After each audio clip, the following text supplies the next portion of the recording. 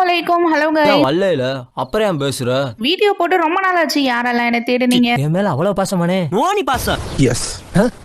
I'm back. College போறதுக்கு எல்லாரும் இப்படி தான் எக்ஸ்பெக்ட் பண்ணிருப்பீங்க. ஆனா நாங்க டெய்லி இந்த கண்டிஷன்ல தான் போயிட்டு வரோம். ஒரு வழியா அந்த காலேஜ் போயிட்டு சும்மா உட்கார்ந்து இருப்பேன் மேடம்.